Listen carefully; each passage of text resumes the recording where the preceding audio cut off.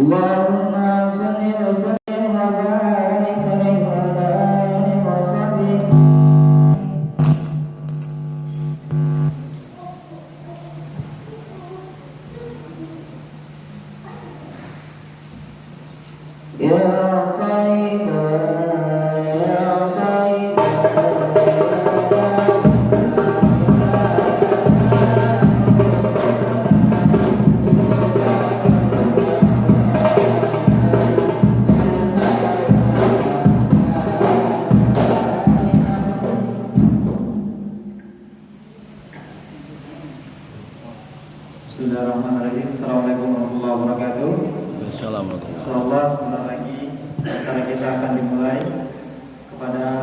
bapak-bapak dan ibu-ibu yang masih berada di luar diharapkan agar segera memasuki masjid. Insyaallah beberapa menit lagi kita akan mulai. Assalamualaikum warahmatullahi wabarakatuh.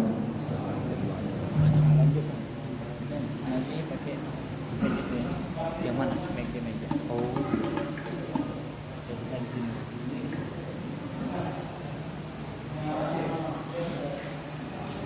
Ya Qaida ya Qaida ya Dawala ya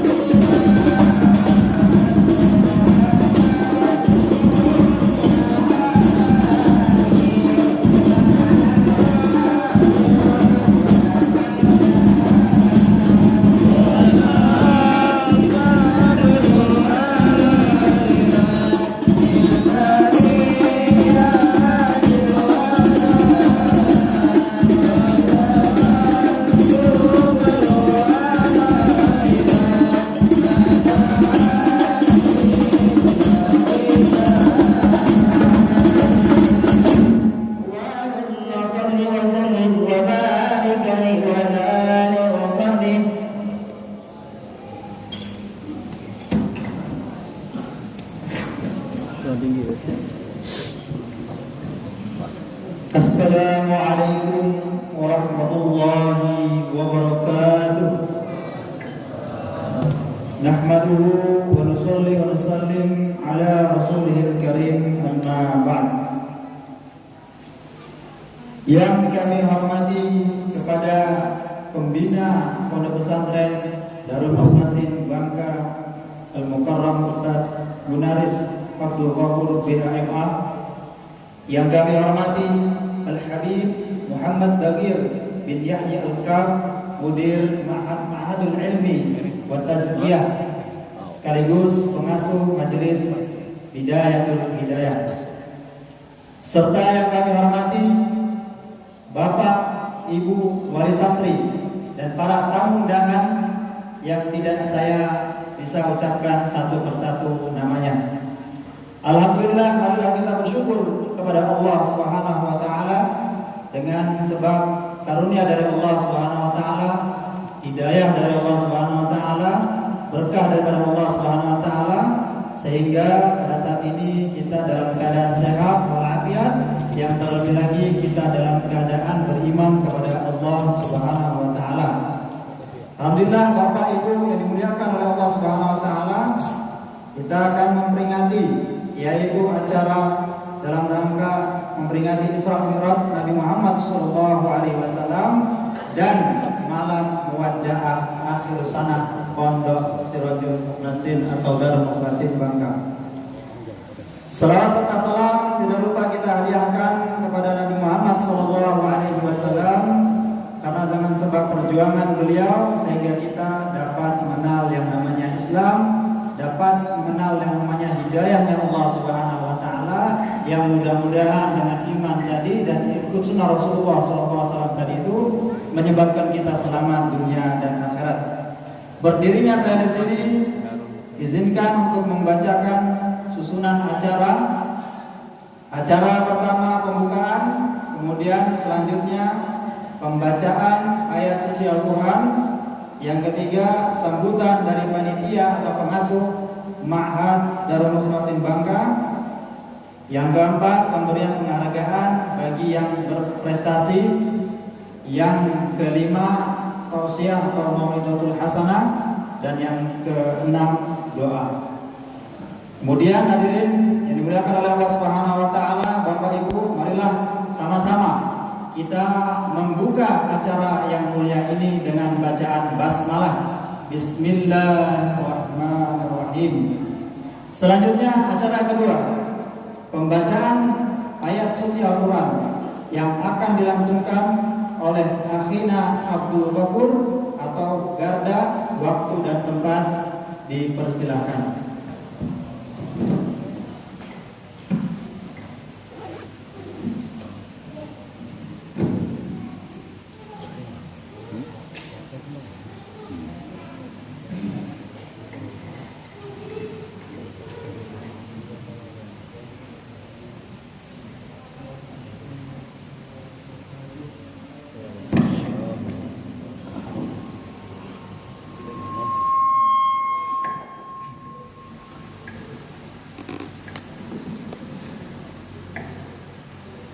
أعوذ بالله من الشيطان الرجيم. بسم الله الرحمن الرحيم.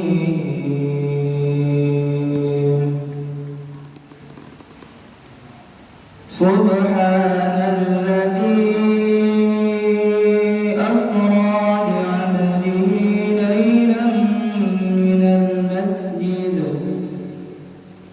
ليلا من المسجد الحرام إلى المسجد الأقصى الذي باركنا إلى المسجد الأقصى الذي باركنا حوله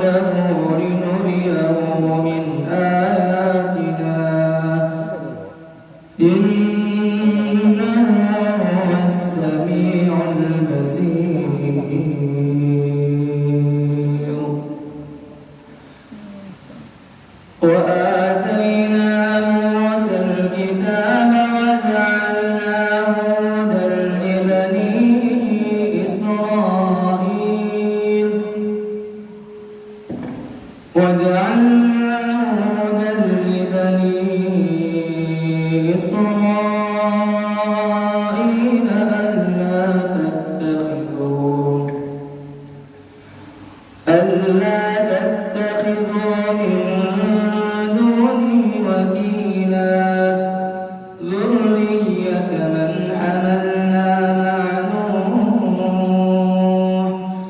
إنه كان عبدا شكورا وقضينا إلى بني إسرائيل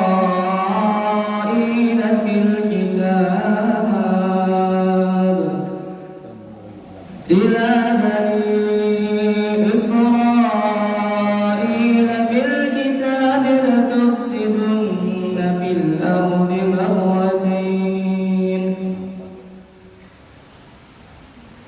لتفسدن في الأرض مرتين ولتعلن علوا كبيرا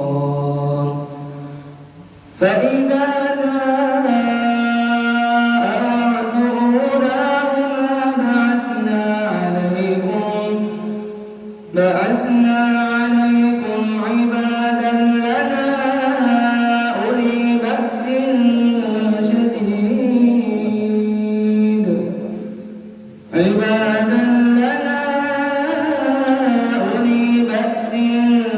شديد فجاسوا خلال الديار وكان وعدا مفعولا ثم رددنا لكم الكرة عليهم وأمددناكم بأموال وبنين وجعلناكم أكثر نفيرا إن أحسنتم لأنفسكم وإن أسأتم فلها فإذا جاء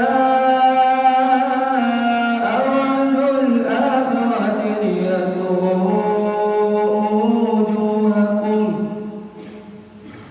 وليدخلوا المسجد كما دخلوه أول مرة وليتبروا ما علوا تتبيرا عسى ربكم أن يرحمكم وإن عدتم عدنا وجعلنا جهنم للكافرين حصيرا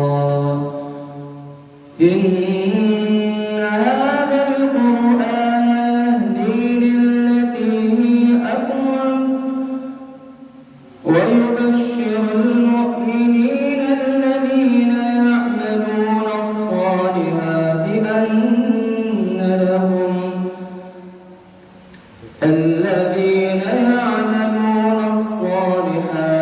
أن لهم أجرا كبيرا وأن الذين لا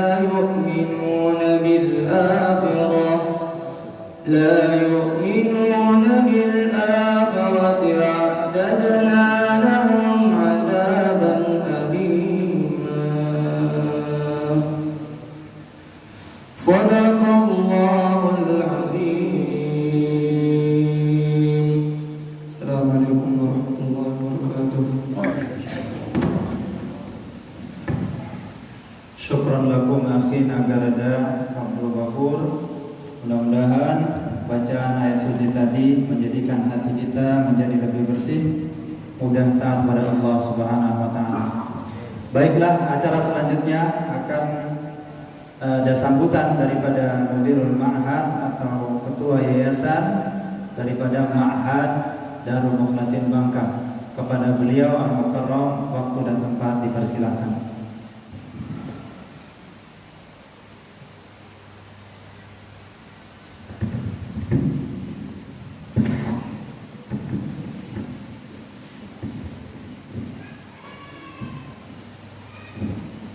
Assalamualaikum warahmatullahi ta'ala wabarakatuh. Alhamdulillah, assalatu wassalamu ala Rasulillah sallallahu alaihi wa alihi wasallam. Allahumma salli ala sayyidina Muhammad wa ala ali sayyidina wa maulana Muhammad. Alhamdulillah, hadirin yang dimuliakan oleh Allah Subhanahu wa taala. Pertama-tama kami ucapkan kepada Al-Habib Muhammad Bawir bin Yahya Al-Kaf atas rawuhnya beliau, kami ucapkan jazakumullah khair katsir pada kedatangan beliau jauh-jauh datang dari kota Bangka Barat, Mentok, beserta rombongan para habaib yang tidak bisa saya sebutkan satu persatu, tapi yang sangat kami cintai, yang sangat kami sayangi. Karena itulah perintahnya daripada Nabi kita Muhammad sallallahu alaihi wasallam untuk mencintai para ahlul bait. Kemudian pada tamu undangan, pada perwakilan ataupun Kapolsek Merawang Desa Batu Rusa, juga kepada utusan daripada Koramil 043 LN, terus kepada Pak Kades kami Desa Batu Rusa yang telah menyempatkan waktunya hadir datang ke mahat kami, ke pesantren kami, maka kami ucapkan terima kasih yang sebesar-besarnya. Juga kepada ada yang jauh juga dari Bangka Tengah, dari Desa Terak, pengasuh pesantren Raudhatul Mukhlasin Wassalihin, yaitu Pak Kiai Zuraidin, beliau ada di pojok sana, asli orang dari Sumbawa. Terima kasih sudah datang ke mahat kami dan juga beserta Pak Haji Suherlan dan beserta rombongan. Saya dulu sebelumnya sama-sama berkhidmat di pesantren Raudhatul Mukhlasin Wassalihin di Desa Terak bersama beliau juga kepada yang lainnya, para tamu undangan yang tidak bisa saya sebutkan satu persatu, kepada para keluarga daripada orang tua kami, Insinyur Dr. Haji Efran Hafson yang tidak bisa menyempatkan waktunya untuk hadir bersama kita, tapi keluarga-keluarganya datang dulu bersama kita, dan juga kepada tamu undangan yang lain dari masjid-masjid, dari Masjid Pagarawan dan yang lainnya, juga kepada para wali santri yang telah hadir bersama kami di sini. Kami ucapkan banyak-banyak terima kasih. Alhamdulillah, singkat saja sambutan dari saya, menyingkat daripada waktu. Alhamdulillah, malam ini bertepatan kita merayakan malam Isra Mi'raj, peringatan Isra Mi'raj. Juga kami mengadakan malam muada'ah santri, karena sebentar lagi santri ini udah akan libur, tapi bukan di bulan ini, insyaallah di bulan Ramadan. Di pertengahan Ramadan santri-santri kami akan libur, jadi kami adakan acara perpisahan sementara. Makanya di spanduk ini kami tuliskan, pulanglah membawa ilmu dan iman, namun ingat perjuangan masih panjang. Jangan pulang terus nggak balik-balik lagi kan, keenakan di rumah duduk nonton TV, main HP. Maka dan alhamdulillah imtihan ataupun tes ujian akhir sudah selesai kami buat, dan ini pesantren ini belum genap 1 tahun. Kami masuk kemarin tuh tanggal 21 Zulhijjah ataupun 10 hari Idul Adha, 10 hari dari hari pertama Idul Adha. Awal mula santri 10 orang yang daftar, dan sekarang sampai saat ini alhamdulillah santrinya 20 orang.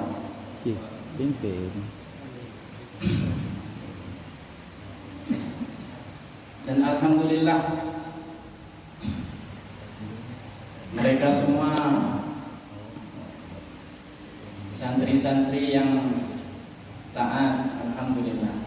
Walaupun kadang-kadang juga bandel-bandel ya. Pusing-pusing untuk agama tidak apa-apa.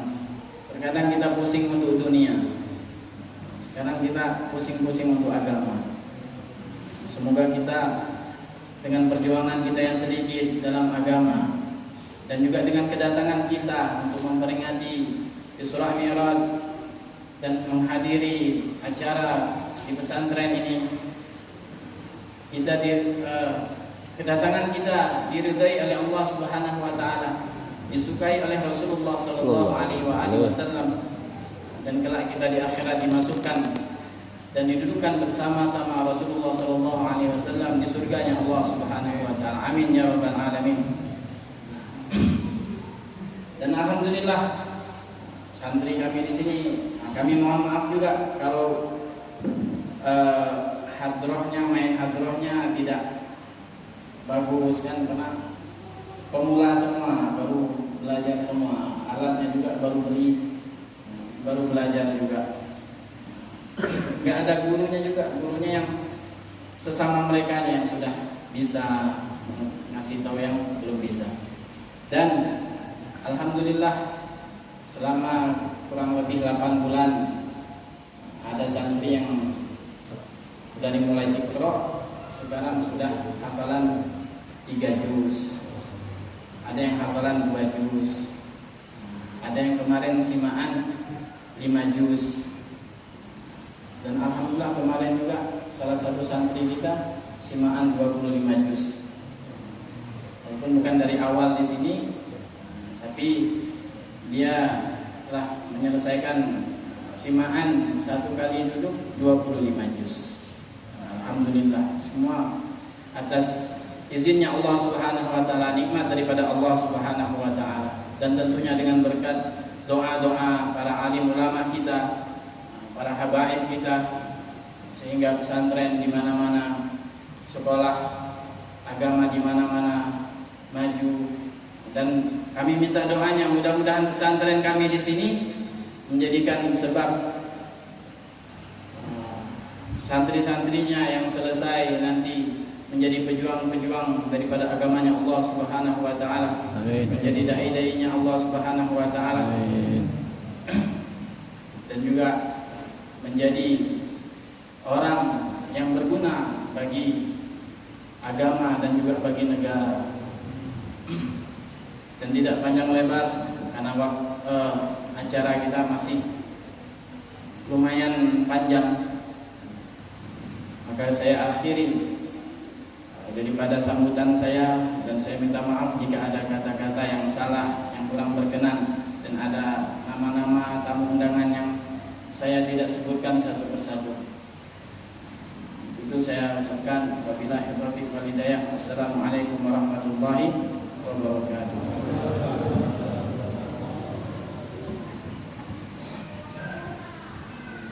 Alhamdulillah, terima kasih kepada Mudirul Ma'had Darul Mukhlasin Bangka. Semoga pondok ini terus berjalan ila yaumil qiyamah. Amin ya rabbal alamin. Oke, selanjutnya acara yaitu memberikan penghargaan kepada mereka yang berprestasi, dimulai dari yang 3 juz. Saya akan panggilkan namanya, kemudian kepada beliau yang dipanggilkan namanya segera maju. Yang pertama, Muhammad Amar telah menyelesaikan hafalan 3 juz. Silakan ditonton.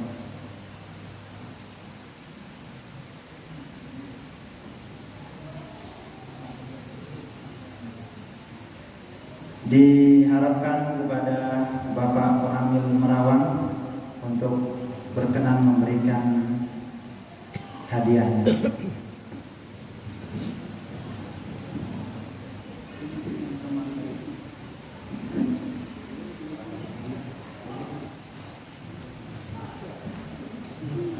Ya, silakan dulu aja. Kemudian kepada akhina Muhammad Hafiz telah menyelesaikan hafalan 3 juz, kepada beliau dipersilakan untuk maju. Dan kami harapkan kepada Bapak Kapolsek Marawang agar berkenan memberikan hadiah.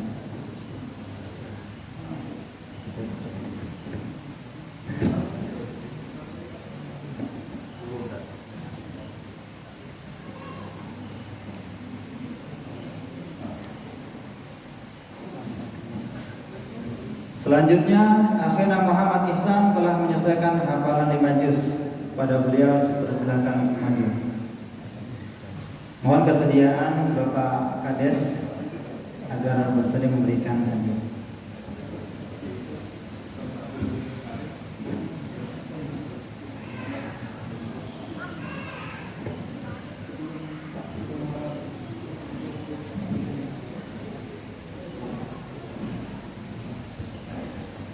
Kemudian akhina Abdul Ghafur telah menyelesaikan hafalan 25 juz. Pada beliau dipersilakan untuk maju ke depan. Dan kami harapkan kepada Al-Habib agar bersedia berkenan untuk memberikan hadiah.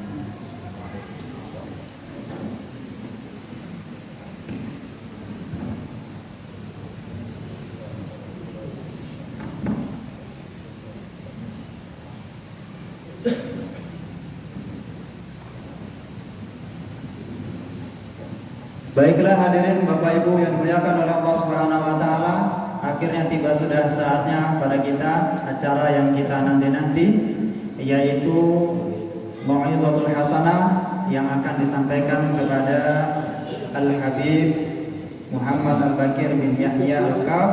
Kepada beliau tempat dan waktu kami persilakan.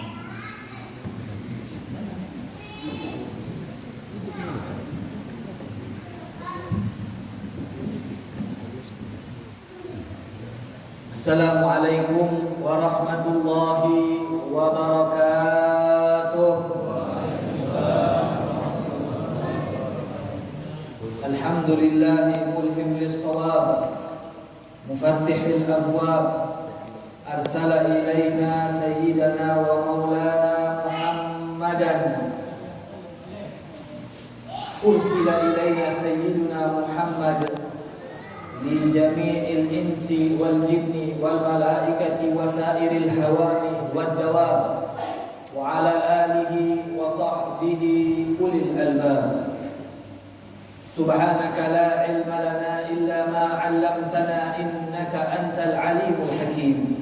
Rabbi shrah li sadri wa yassir li amri wahlul 'uqdatam min lisani yafqahu qawli wasaddid lisani wahdi qalbi bijahin nabi.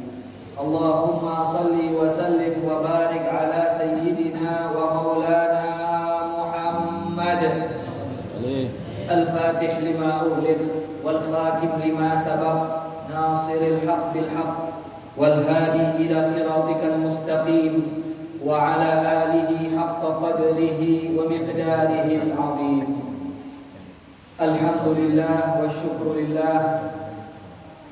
Puji syukur kehadiran Allah Subhanahu wa taala yang telah mengumpulkan kita pada malam hari ini dalam rangka acara wada' atau muwada'ah dan juga memperingati acara Isra Mi'raj baginda Rasulullah sallallahu alaihi wasallam. Salawat serta salam semoga selalu tercurahkan atas junjungan kita Nabi besar baginda Rasulullah sallallahu alaihi wasallam, di mana hal yang paling mulia adalah hal yang berurusan dan berkaitan dengan Nabi Muhammad sallallahu alaihi wasallam. Tidak ada kemuliaan kecuali akan bersumber dari orang yang paling mulia, yaitu baginda Nabi Muhammad sallallahu alaihi wasallam. Silahkan kau cari kemuliaan, ketinggian, kau cari hal yang diridhoi oleh Allah Subhanahu wa taala, apapun itu pasti engkau akan mendapatkan hal tersebut bersumber dari Nabi Muhammad sallallahu alaihi wasallam. Salam hormat tidak lupa kita sampaikan kepada para hadirin dan hadirat, terlebih khusus kepada mudir Ma'had Darul Mukhlasin, dan juga kepada murid-murid yang berjumlah kurang lebih 20 orang. Mudah-mudahan murid-murid di sini dan guru-gurunya diberikan taufik dan hidayah oleh Allah Subhanahu wa taala untuk menyempurnakan kegiatan belajar dan mengajarnya, dan ditambahkan kepada mereka semangat untuk menuntut ilmu baginda Rasulullah sallallahu alaihi wasallam, sehingga kelak menjadi generasi-generasi yang menerangkan bumi Allah Subhanahu wa taala, generasi-generasi yang membawa perubahan besar di dalam kampungnya masing-masing. Dan mudah-mudahan kita doakan agar pondok pesantren ini menjadi salah satu sumber cahaya yang menerangkan bumi Allah Subhanahu wa taala. Amin ya rabbal alamin. Itu juga yang sama-sama kita hormati dan kita cintai semua aparatur pemerintah, dari kadesnya, itu juga yang mewakili dari kepolisiannya, dan tetamu-tetamu yang datang. Tadi kita dengar ada dari Bangka Tengah, dan juga tadi ada Bangka Barat, rombongan yang telah datang bersama kami. Mudah-mudahan semua yang datang dan berkumpul pada hari ini, baik perempuan atau laki-laki, sama-sama menjadi sebab turunnya keberkahan dari Allah Subhanahu wa taala. Alhamdulillah, kita bersyukur kepada Allah Subhanahu wa taala. Masih ada penopang, masih ada tiang, masih ada tempat-tempat yang akan menyalurkan ilmu baginda Rasulullah SAW. Kita berkumpul di sini tidak melihat jumlah kita.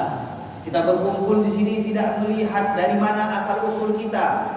Kita berkumpul di sini semuanya karena Allah Subhanahu wa taala.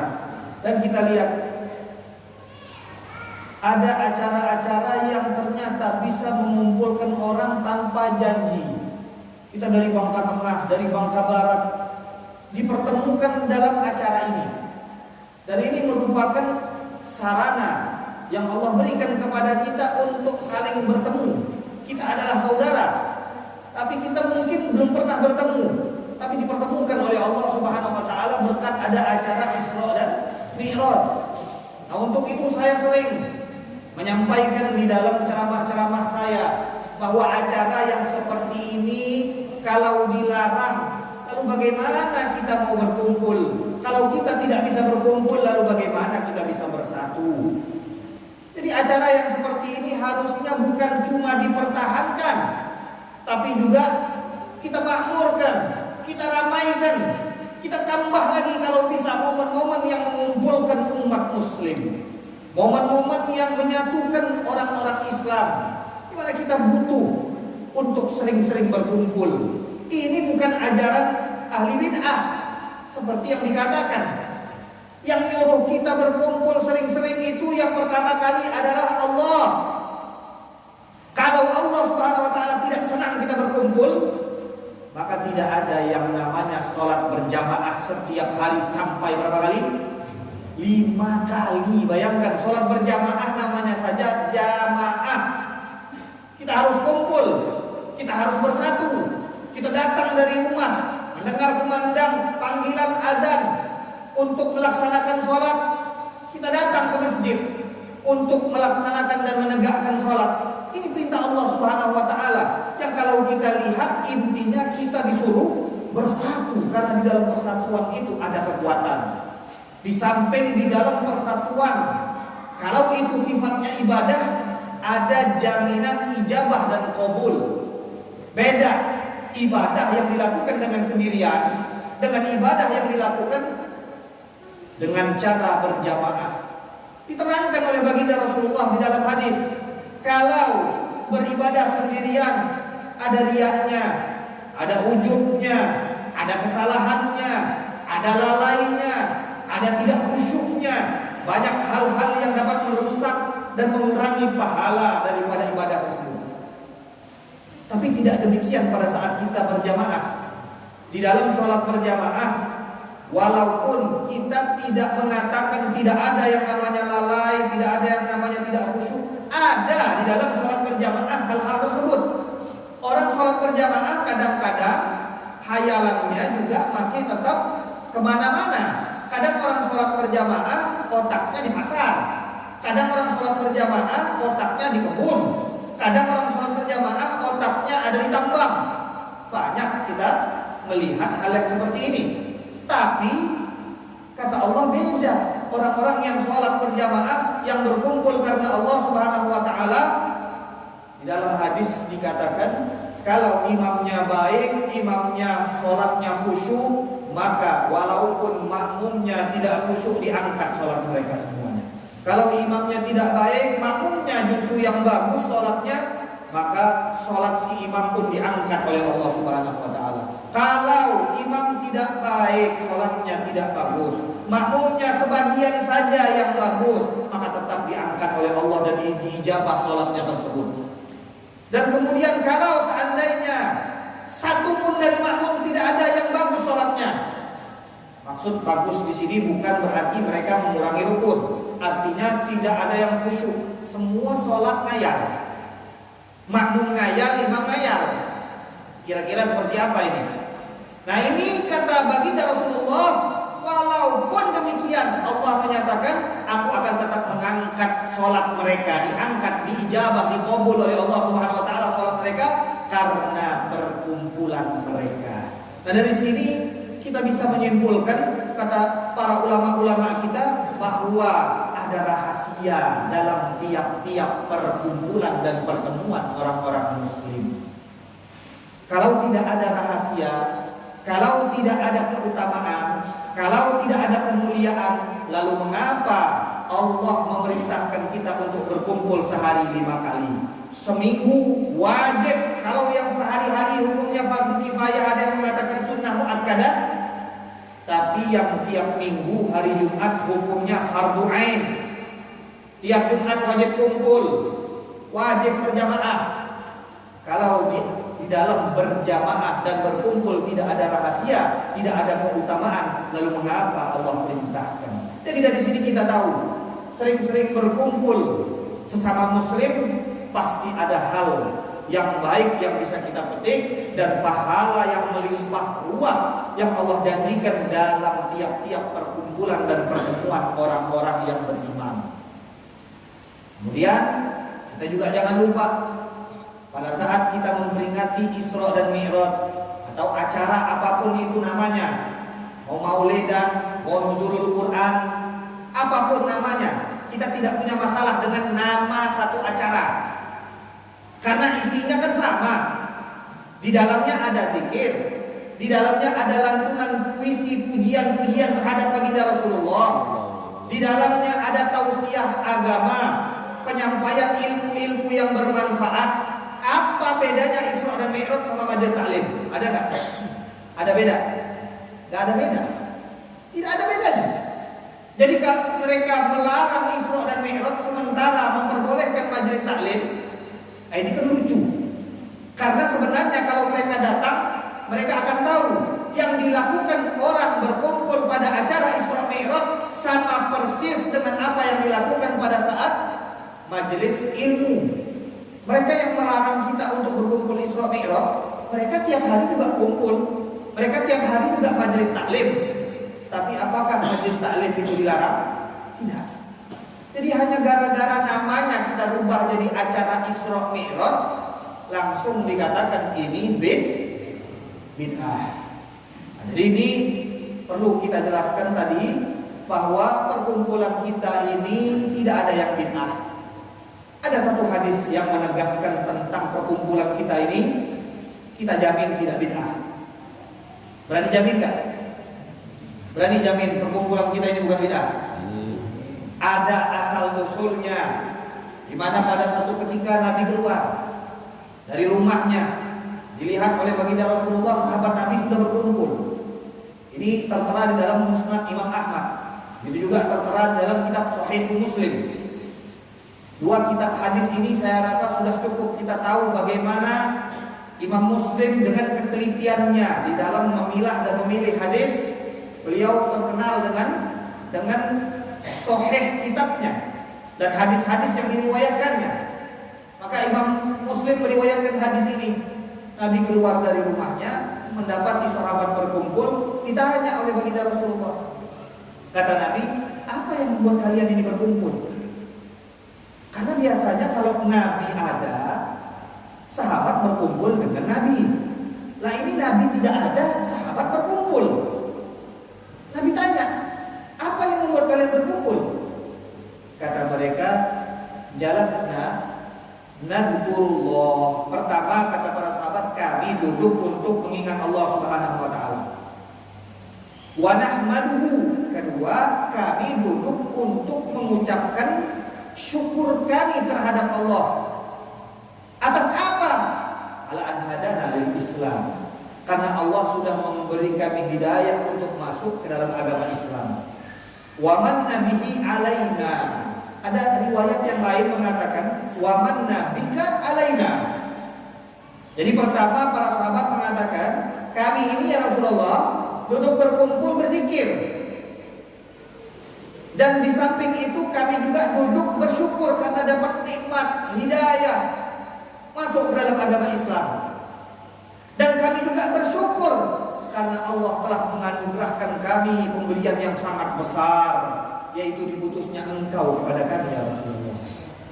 Jadi mereka berkumpul bersyukur atas dua hal, atas Islam dan juga keberadaan baginda Rasulullah SAW. Keberadaan Nabi ini disyukuri oleh para sahabat. Nabi diutus di tengah-tengah mereka. Ini nikmat bagi para sahabat. Kata mereka, kami bersyukur karena Engkau dianugerahkan kepada kami ya Rasulullah. Kalau bukan karena Nabi, di mana para sahabat? Kalau bukan karena Nabi, di mana kita sekarang kira-kira? Makanya para sahabat mengetahui hal tersebut sehingga mereka mengatakan, kami bersyukur ya Rasulullah karena sudah masuk dalam agama Islam, dan kami bersyukur karena Allah telah menganugerahkan kami dengan Engkau ya Rasulullah. Nah, kalau kita lihat dalam hadis ini para sahabat berkumpul. Apa isi kumpulan tersebut? Zikir, bersyukur. Zikir dan bersyukur. Dalam perkumpulan kita ini kita berzikir, kita pun bersyukur. Mana zikirnya? Mungkin ada yang nanya, mana berzikir orang semua nih mulutnya diam? Mana zikirnya? Kata Imam Atha bin Rabah, yang namanya zikir itu majalisul halal wal haram, wa ma buyyina fihi kaifa tabi' wa tashtari, wa kaifa tusalli wa kaifa tasum. Kata Imam Atha bin Rabah, kalau kau mau tahu apa itu majlis zikir bukan hanya majlis pada saat engkau bertasbih, bukan saja pada saat engkau mengucapkan sholawat, bukan saja majlis pada saat engkau mengucapkan takbir, bukan saja majlis pada saat engkau mengucapkan alhamdulillah. Bukan itu saja kata Imam Atha. Zikir itu kata beliau termasuklah di dalamnya majlis-majlis di mana dijelaskan ilmu Rasulullah SAW. Termasuklah di dalamnya penyebutan dan penjelasan tentang halal dan haram. Hal-hal yang kau pelajari tentang bagaimana cara berjual beli, bagaimana cara engkau sholat, bagaimana cara engkau berpuasa. Walaupun di sini kita lihat tidak ada yang mengucapkan subhanallah, tidak ada yang mengucapkan alhamdulillah, tidak ada yang mengucapkan Allahu Akbar, semua diam mendengarkan. Tapi di satu majlis dijelaskan ilmu Rasulullah, kata Imam Atha bin Rabah, itu adalah majlis zikir. Alhamdulillah. Jadi kita harus memperluas wawasan kita. Dari sini para ulama menganjurkan kita untuk sering-sering berkumpul, sering-sering bertemu, sering-sering belajar, sering-sering bertemu dengan orang-orang muslim. Dalam satu perkumpulan ini berapa kebaikan yang kita dapat? Kita hitung dengan hitungan kasar. Dalam satu majelis kita duduk, terutama kalau duduknya di masjid, niat i'tikaf, pahala i'tikaf kita dapat. Niat silaturahmi dengan teman-teman kita, dengan teman-teman ayah kita, dengan kawan-kawan lama kita, bertemu dengan orang-orang muslim dengan husnudzon, dengan senyum, bermusafahah. Ini hadis yang menjelaskan tentang musafahah saja, keutamaan muslim ketemu muslim kemudian bersalaman dan mereka melepaskan dosa mereka juga dihapuskan. Berapa banyak keutamaan baru musafahah. Belum kalau mereka berhusnudzon, belum kalau mereka tersenyum, diperintahkan untuk menanyakan kabar. Bagaimana hal-hal tersebut dikumpulkan dalam satu acara. Berapa banyak kira-kira pahala yang kita dapatkan dalam satu acara. Jadi kalau kita meninggalkan acara seperti ini, maka saya kira itu kerugian yang sangat besar. Ini acara-acara seperti ini adalah acara yang wajib kita pertahankan. Wajib kita makmurkan, kita ramaikan. Kita ajak orang-orang untuk berkumpul, mendengarkan bagaimana sejarah Nabi, bagaimana peristiwa yang berkaitan dengan Nabi. Seperti tadi yang saya katakan, apa saja yang berkaitan dengan baginda Rasulullah SAW, maka pastikanlah itu adalah hal yang paling mulia. Apapun yang berkaitan dengan Nabi. Bayangkan, Nabi hidup di satu zaman. Karena Nabi hidup di zaman tersebut, zaman itu menjadi zaman yang paling mulia dan paling baik di sisi Allah. Kata Nabi dalam salah satu sabdanya, khairul quruni qarni. Sebaik-baik zaman, sebaik-baik masa adalah masa di mana aku hidup di masa tersebut. Paling baik. Kalau kita mau tanya waktu zaman yang paling mulia, paling baik, waktu di mana Nabi kita Muhammad SAW hidup di dalamnya. Kemudian kalau kita melihat siapa orang-orang yang paling baik, orang-orang yang hidup dengan baginda Rasulullah, yaitu para sahabat-sahabat Nabi Muhammad dan keluarga baginda Rasulullah. Sudah banyak sekali hadis-hadis yang menjelaskan tentang itu. Tapi sekarang berhubung waktunya sangat singkat, seperti tadi kata Ustaz sendiri tadi mau menyingkat waktu, padahal tidak bisa disingkat waktu ini. Tapi kita memahami maksud beliau, kita tidak bisa panjang-panjang ini, karena waktunya terbatas. Jadi insya Allah kita akan meringkas karena ini masih sekitar 15 menit lagi. Kita lanjutkan ke permasalahan Isra dan Mi'raj. Kita tahu ada banyak sekali hikmah kalau kita jelaskan pada malam hari ini, maka tidak akan habis-habis. Banyak sekali. Bayangkan perjalanan Nabi itu, sebelum perjalanan ada muqaddimah, ada pendahuluan. Sebab Nabi Isra Mi'raj itu cerita lain lagi. Perjalanan Nabi pada saat Isra saja dari Masjidil Haram ke Masjidil Aqsa, banyak tempat-tempat yang disinggahi oleh Rasulullah ini masing-masing mengandung cerita sejarah. Banyak lagi. Kemudian belum lagi pada saat Nabi dari Masjidil Aqsa melanjutkan perjalanan ke atas ke Sidratul Muntaha, banyak lagi yang dilihat oleh Nabi. Nabi melihat Ifrit, Nabi disuguhkan susu dan khamar. Kemudian Nabi melihat hal-hal di mana itu adalah akibat daripada umatnya yang melakukan maksiat-maksiat tertentu. Diperlihatkan kepada baginda Rasulullah. Dan tiap-tiap cerita di mana Nabi melihatnya ini cerita sendiri-sendiri. Banyak sekali cerita mengenai Isra dan Mi'raj. Cuma kan yang dijelaskan pada saat Isra dan Mi'raj biasanya Nabi berjalan dari Mekah mengendarai buraq, kemudian menuju Masjidil Aqsa, dan kemudian ke Sidratul Muntaha menerima oleh-oleh sholat. Pendek, tapi kita tahu tiap-tiap langit ada cerita. Langit ke-1 bertemu Nabi, langit ke-2 bertemu Nabi, langit ke-3 bertemu Nabi. Ada percakapan di antara mereka. Makanya guru besar kami Abuya Sayyid Muhammad ibn Sayyid Alawi Al-Maliki rahimahullah ta'ala, beliau merupakan ahli hadis dari kota Mekah Al-Mukarramah, mengarang satu kitab. Nah, kitab ini beliau karang khusus untuk menceritakan detail kejadian Isra dan Mi'raj. Jadi di dalam kitab tersebut beliau jelaskan bagaimana Rasulullah melakukan perjalanan Isra Mi'raj, sebab perjalanan Isra dan Mi'raj apa saja yang ditemui, siapa saja yang ditemui. Rinci sekali disebutkan di dalam kitab tersebut. Nah, tapi karena berhubungan kita ini ada kaitan dengan tadi acara perpisahan, jadi kita ingin sedikit memotivasi para santri dulu. Jadi para santri ini harus kita beri semangat, karena nanti kalau mereka mau pulang biasanya cobaan para santri itu jadi lebih kuat lagi. Kenapa? Karena kalau di sini mereka tertutup, terbatas, tidak megang HP.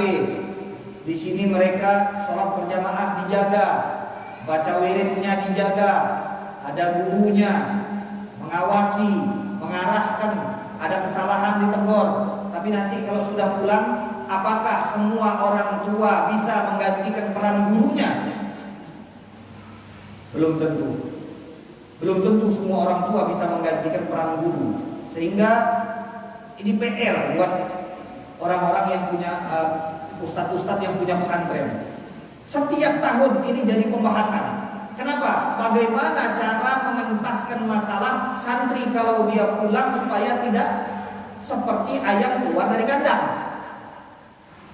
Karena kan yang namanya orang kalau sudah dia dikekang kemudian dia keluar, dia merasa seperti dia sudah dibebaskan dari mana saja. Nah, ini pengertian yang seperti ini yang perlu kita luruskan kepada santri-santri.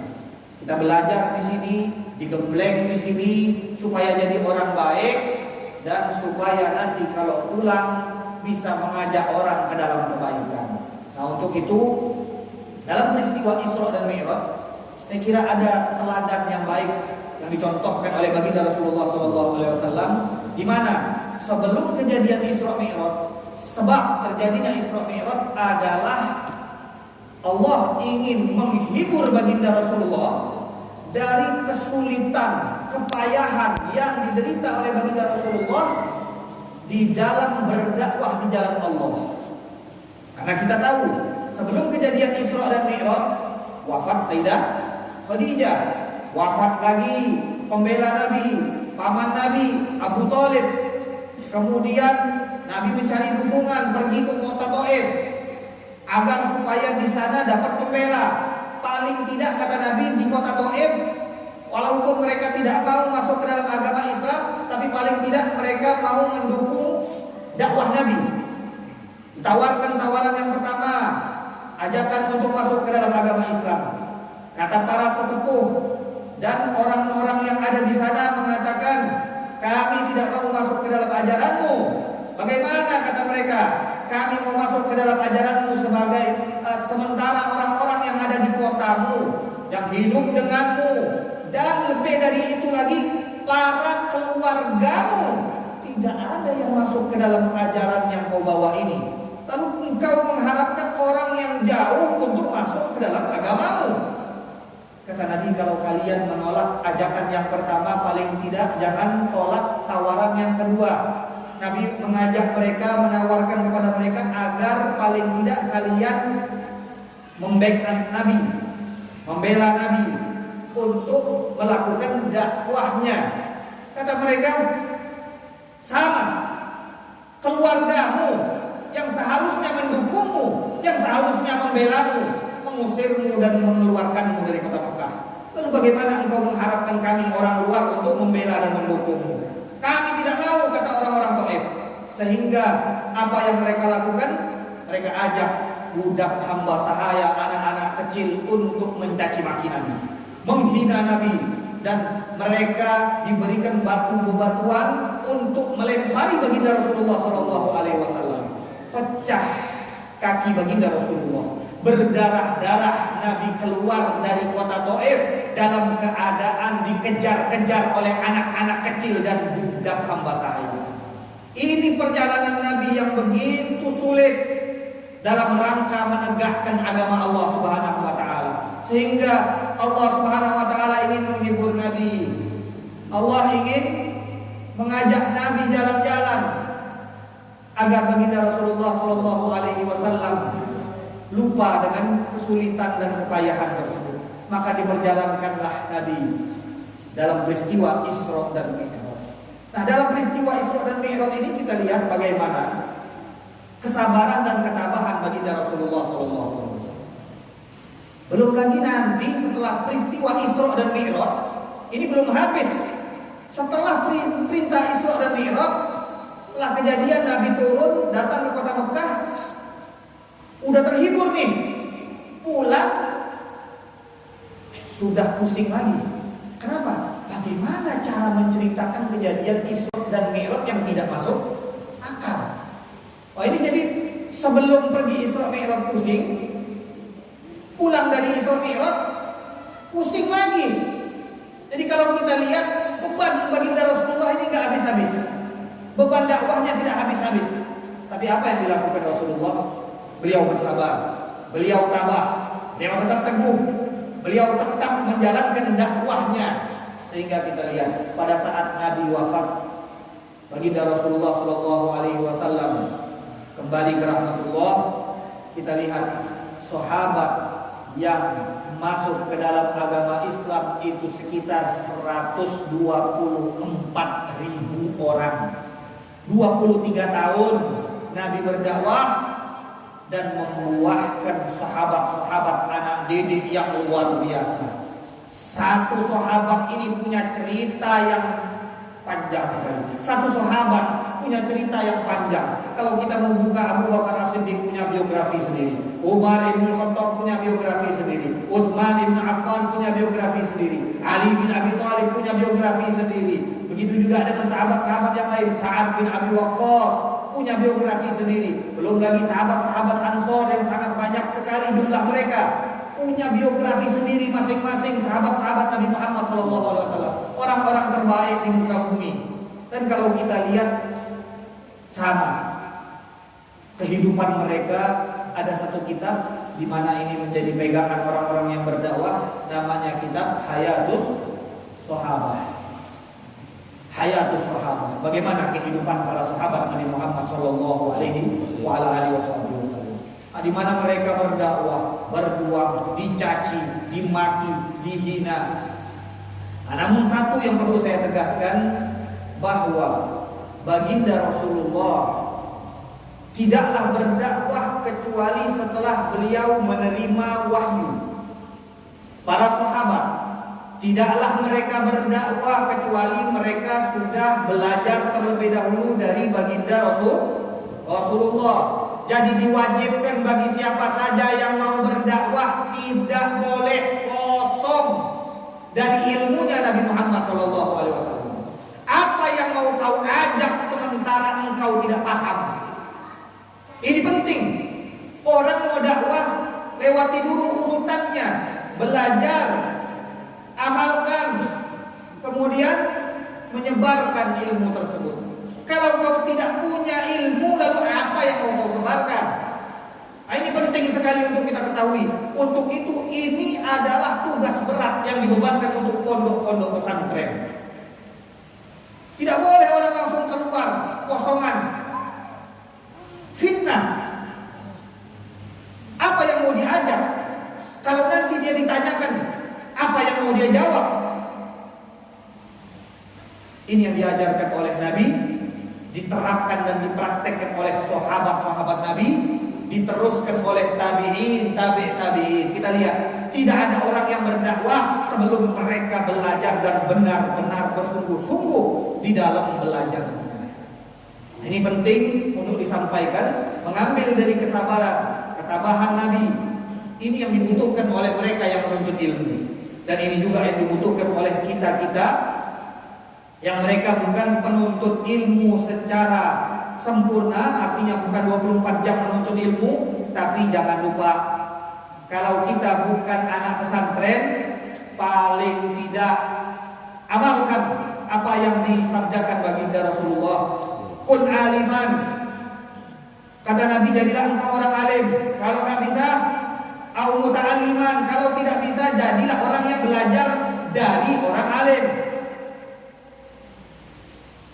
Au mustami'an, atau kalau bukan belajar seperti anak-anak pesantren dengan bukunya, dengan hafalannya, dengan pemahamannya, dengan hafalannya, kalau nggak bisa belajar seperti mereka, au mustami'an, paling tidak hadiri terus semua majelis-majelis ilmu untuk mendengarkan ilmu tersebut walaupun engkau bukan pelajar.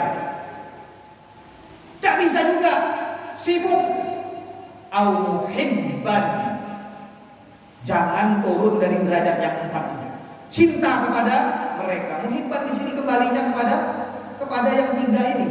Artinya, cintalah engkau kepada orang yang alim, cintalah engkau kepada orang yang belajar, cintalah engkau kepada orang-orang yang selalu mendengarkan majelis ilmu. Wala takun khamisan fatahlik. Jangan kau jadi yang kelima, maka engkau akan binasa. Engkau akan celaka, kata baginda Rasulullah. Apa yang kelima? Dia enggak juga alim, enggak belajar juga enggak, ngedengerin majelis ilmu juga enggak pernah, cinta kepada orang-orang ini juga tidak, maka engkau termasuk orang-orang yang binasa. Jadi jangan sampai kita menjadi orang-orang yang jauh dari ilmunya baginda Rasulullah. Kalau kita bukan belajar, bukan berarti kita tidak bisa mengambil bagian tersebut. Kita bisa mengambil bagian tersebut dengan hadir di dalam majelis ilmu-ilmu yang diajarkan oleh guru-guru kita. Nah, jadi untuk para murid-murid seharusnya mereka mengamalkan apa yang dipelajari di tempat ini, karena belajar itu sulit. Untuk jadi orang alim itu tidak gampang. Yang belajar 10 tahun, 20 tahun belum tentu jadi orang alim. Bayangkan. Lalu bagaimana yang tidak belajar? Jadi yang belajar saja puluhan tahun belum tentu jadi orang alim. Berat jadi orang alim. Berat jadi penuntut ilmu. Untuk itu para ulama mengambil satu ayat. Orang boleh sama tahun belajarnya, tapi beda hasilnya. Dari mana mereka dapatkan? Dari ayat, di mana Allah tidak mengajarkan kepada kita bukan berapa lama kita menuntut ilmu, tapi kata Allah, walladzina jahadu fina lanahdiyannahum subulana. Yang bersungguh-sungguh, kata Allah, yang benar-benar berjuang, yang benar-benar menghabiskan waktu mereka untuk Allah, untuk ilmu Rasulullah, lanahdiyannahum subulana, akan kami tunjukkan kepada mereka jalan-jalan menuju kami. Karena jalan menuju Allah ini ada banyak metodenya. Guru yang ini punya metode sendiri, guru yang ini metode sendiri. Wa kulluhum min Rasulillahi multamisun gharfan minal bahri aw rashfan minad diyam. Tapi perlu kita ketahui, semua akan bersumber kepada Rasulullah sallallahu alaihi wasallam. Cara boleh beda. Ada guru lembut, ada guru yang dia agak tegas.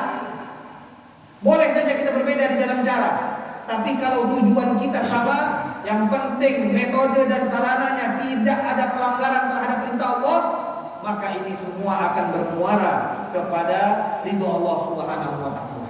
Jadi apa yang disabdakan, yang difirmankan oleh Allah, walladzina jahadu fina lanahdiyannahum subulana. Ini yang kemudian dipegang oleh para ulama kita. Saya akan bercerita sedikit di mana para ulama kita mengamalkan ayat ini sehingga mereka menjadi orang-orang besar. Kita kenal dengan Imam An-Nawawi rahimahullah ta'ala. Namanya sudah sangat terkenal. Semua mazhab menyebutkan namanya. Semua mazhab membaca kitab-kitabnya. Beliau seorang ulama yang umurnya tidak lebih dari 45 tahun. 45 tahun. Dia berkarya. Dia memberikan kontribusi terhadap agama dengan besar, sehingga karyanya dibaca oleh umat sampai sekarang. Keberkahan Allah berikan terhadap waktunya.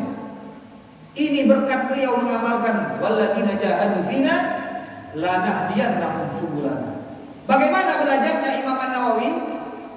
Ini adik-adik dengerin benar-benar nih. Bagaimana belajarnya Imam Nawawi? Kita di sini mungkin Ustaz berapa kali sehari belajar?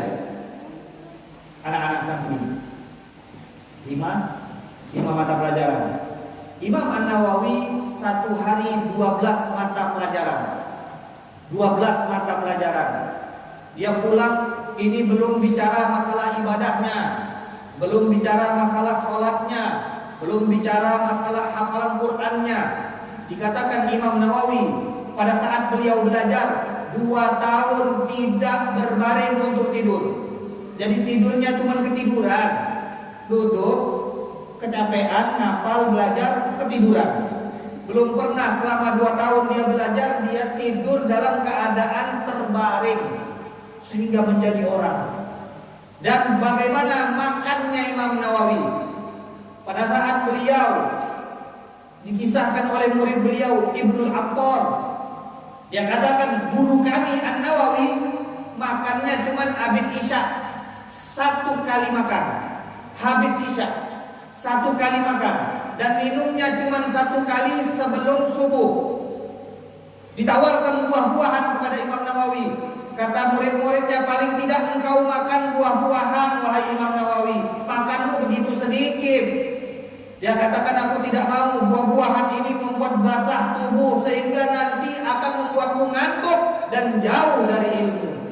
Bayangkan, ini baru satu imam, An-Nawawi rahimahullahu ta'ala, 45 tahun, karyanya luar biasa. Satu kitabnya saja berapa jilid? Lalu bagaimana dengan kitab-kitab yang lainnya yang beliau karang? Untuk itu kata Imam Ibn Jauzi, beliau mengatakan, barang siapa yang ingin menjadi sebaik-baik manusia, sekarang di antara semua manusia yang paling utama adalah para nabi, kemudian para sahabat. Barang siapa yang ingin menjadi utama, mewarisi daripada warisan para nabi, maka jadilah ulama. Al-ulama warathatul anbiya. Dan kata Imam Ibn Jauzi, kalau kau mau tahu apakah Allah perhatian terhadapmu atau tidak, kita kan nggak tahu nih, Allah tuh perhatian nggak sama kita, sayang nggak sama kita. Maka sudah diberitahukan, diinformasikan oleh baginda Rasulullah, ada cara kita untuk mengetahui kita dapat perhatian khusus nggak dari Allah. Kata baginda Rasulullah, man yuridillahu bihi khairan yufaqihu fiddin. Orang yang diperhatikan Allah, yang diinginkan kebaikan untuknya, yufaqihu fiddin, niscaya Allah akan memberikannya pemahaman terhadap agama. Ada nggak kita perhatian terhadap pemahaman? Kalau ada perhatian kita terhadap pemahaman agama, lihat majelis ilmu kita semangat, lihat tempat-tempat belajar kita ikut, berarti kita termasuk sesuai dengan sabda Nabi, orang-orang yang mendapat perhatian khusus dari Allah Subhanahu wa ta'ala.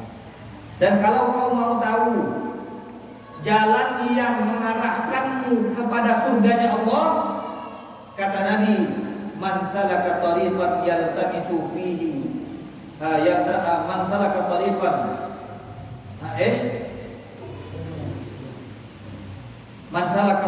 man salaka tariqan yaltamisu fihi al-ilm sahalallahu lahu tariqan ilal jannah. Barang siapa yang menempuh jalan untuk ilmu, maka Allah akan memudahkan dia jalan untuk menuju surganya Allah Subhanahu wa ta'ala. Kata Imam Ibn Jauzi, kalau kau mau menuju surganya Allah, maka datanglah ke majelis-majelis ilmu. Ketahuilah, kalau engkau datang ke majelis ilmu, berarti Allah sudah mengarahkanmu untuk menuju kepada surga. Berarti yang senang dengan majelis ilmu, setiap hari mendengarkan ilmu, berarti dia sudah diarahkan Allah untuk menuju surganya Allah Subhanahu wa ta'ala. Jadi beruntung orang-orang yang menuntut ilmu, senang terhadap majelis-majelis ilmu. Mereka adalah orang-orang yang dipilih oleh Allah, yang mendapatkan perhatian khusus dari Allah Subhanahu wa ta'ala. Dan mudah-mudahan apa yang saya sampaikan ini menjadi pelajaran untuk para santri-santri dan juga menjadi motivasi untuk mereka agar menjadi giat dan semangat di dalam menuntut ilmu. Karena orang yang belajar setengah-setengah pulang jadi sampah. Orang menuntut ilmu setengah-setengah pulang jadi sampah. Tidak ada yang mengambil manfaat. Kata ulama, apapun yang kau lakukan setengah-setengah nggak jadi, nggak ada hasil. Berkebun setengah-setengah nggak ada hasil. Apapun yang kau lakukan kalau setengah nggak ada hasil. Jadi kalau kau sudah nyebur dalam kolam, mandi sekalian. Kalau kau sudah berada di dalam raudhatun min riyadil jannah, engkau berada di dalam kebun surga, berada di dalam tempat ilmu, maka jadilah orang yang alim. Niatkan dari sekarang. Tidak keluar dari sini kecuali sudah menguasai semua kurikulum, menguasai semua bidang-bidang ilmu agama, hafal Al-Quran, hafal hadis baginda Rasulullah Sallallahu Alaihi Wasallam. Pulang insya Allah menjadi ulama yang menjadi pewaris baginda Rasulullah Sallallahu Alaihi Wasallam. Mudah-mudahan Allah Subhanahu Wa Taala menjadikan kita orang-orang yang cinta kepada para ulama, orang-orang yang gemar menuntut ilmu, orang-orang yang ditambahkan umurnya di dalam kesehatan, di dalam ketaatan, ditambahkan hidayah kita oleh Allah Subhanahu Wa Taala. Dan kita berharap kepada Allah Subhanahu Wa Taala dengan berkat perkumpulan kita pada hari ini, agar ini menjadi saksi kelak di hari kiamat, di mana kita pernah berkumpul karena Allah, pernah duduk karena Allah, pernah duduk bersama orang-orang yang kita cintai, orang-orang yang Allah Subhanahu Wa Taala banggakan di kalangan para malaikat Allah Subhanahu Wa Taala. Mereka-mereka yang berkumpul mengingat Allah dan ingin menggapai ridha Allah Subhanahu Wa Taala. Dan kita doakan kepada mudir ma'had dan kepada para santri-santri dan juga para wali-wali santri agar diberikan kekuatan untuk mendidik putra-putri mereka agar menjadi anak-anak yang soleh dan soleha. Amin ya rabbal alamin. Allahumma ja'al jam'ana hadha jam'an marhuma wa tafarruqana min ba'dihi tafarruqan ma'suma wa la taj'al fina wa la minna wa la hawalaina syaqiyyan wa la mahruma bi rahmatika ya arhamar rahimin. Allahumma hdina bi hudak waj'alna mimman yusari'u fi ridhak wa la tuwallina waliyan siwak wa la taj'alna mimman khalaf amrak wa 'asak wa hasbunallahu wa ni'mal wakeel. Allahumma alhimna rushdana wa a'idna min shururi anfusina. Rabbana atina fid dunya hasanah wa fil akhirati hasanah wa qina adzabannar. Wa sallallahu ala sayyidina Muhammadin wa ala alihi wa sahbihi wasallam. Walhamdulillahi rabbil alamin. Tadinya mau 30 menit, tapi ada permintaan lebihkan sedikit. Nah, ini sudah lebih 9 menit, saya kira sudah cukup. Allah taala alam bisawab. Wassalamualaikum warahmatullahi wabarakatuh.